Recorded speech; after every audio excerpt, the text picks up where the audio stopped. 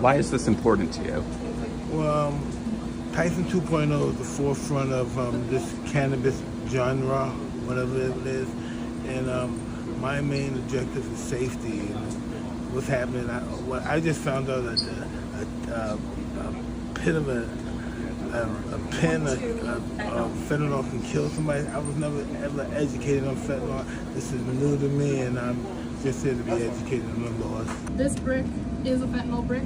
Fentanyl and some other fentanyl-related substances. This brick over here actually contains fentanyl and a small amount of carfentanil, which is also even more potent than fentanyl.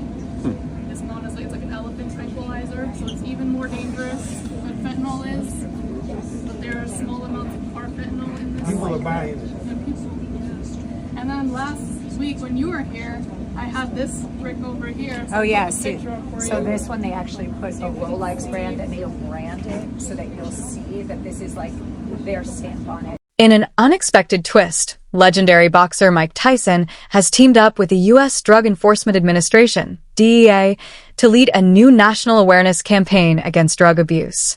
The partnership, part of the DEA's Real Stories, Real Choices initiative, aims to use real-life testimonies and influential voices to combat the rising tide of opioid and fentanyl addiction across America.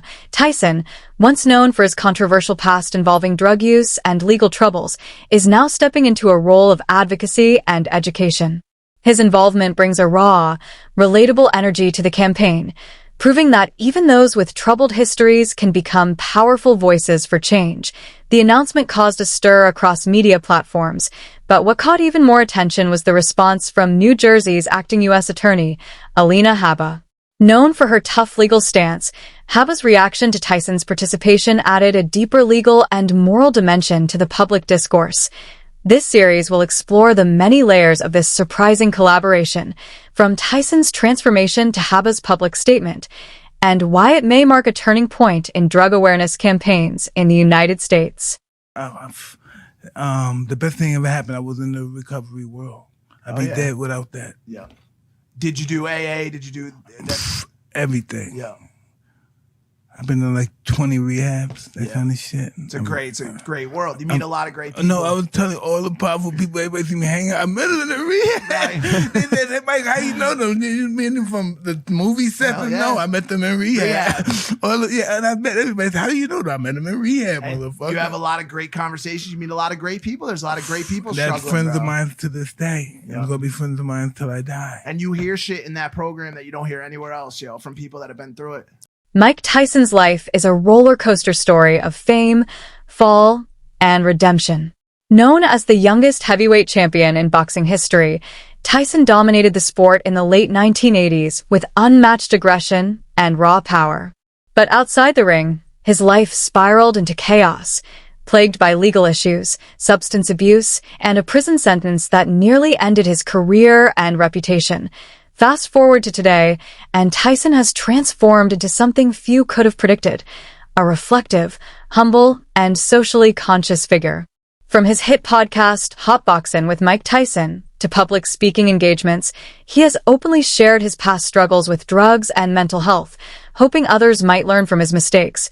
By joining the DEA's anti-drug campaign, Tyson is not just sharing a message, he's becoming a symbol of redemption. He knows firsthand the destructive path drugs can take, and now he's using his platform to speak directly to those most at risk. Tyson's past once defined him. Now, his courage to confront that past is reshaping how the public sees him, not just as a former fighter, but as a man fighting for something bigger. When did you start regularly smoking weed? Since I was 10 years old. The whole time you were fighting, you were regularly smoking weed? Well, when you're a kid, your mother gives you liquor and marijuana for you, make you think that you're going to go to sleep or something, Yeah, you seem to be really enjoying this. That never happened in my house. No. The DEA's latest initiative, titled Real Stories, Real Choices, is a nationwide campaign designed to combat the growing drug crisis in America, particularly the opioid and fentanyl epidemics. But unlike past efforts, this campaign takes a more personal approach. Instead of relying on statistics and scare tactics, it focuses on powerful, real-life stories from people who've battled addiction or suffered losses because of it. The goal is simple: to reach people emotionally, especially younger audiences, and help them understand the real consequences of drug abuse. By featuring high-profile voices like Mike Tyson, people with lived experience, the DEA hopes to cut through the noise and make a lasting impact. This campaign includes public service announcements, community outreach programs, school talks, and powerful online video content. Tyson's segment is one of the highlights. In it, he speaks candidly about his own drug use and the destruction it brought to his life, urging viewers not to make the same choices. Real stories, real choices is more than a campaign. It's a shift in strategy.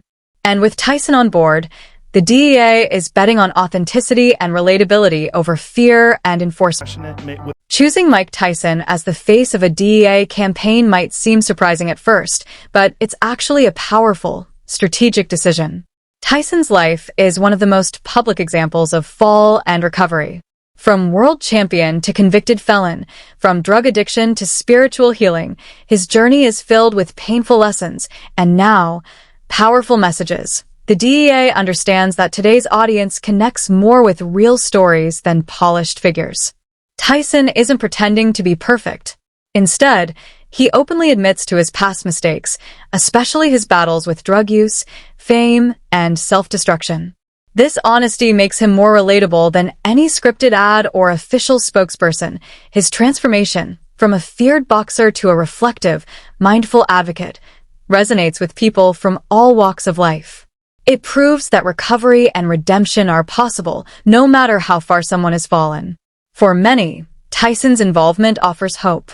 If someone like him can turn his life around, maybe they can too. In this campaign, Tyson's voice carries more than fame. It carries experience, pain, growth, and wisdom. That's what makes him the perfect fit. Not just a celebrity face, but a symbol of second chances. At its core, the DEA's Real Stories, Real Choices campaign isn't just about raising awareness. It's about sparking a cultural shift in how we talk about addiction and recovery. The message is clear. Drug use has real consequences, but change is possible. And perhaps most importantly, no one is beyond redemption.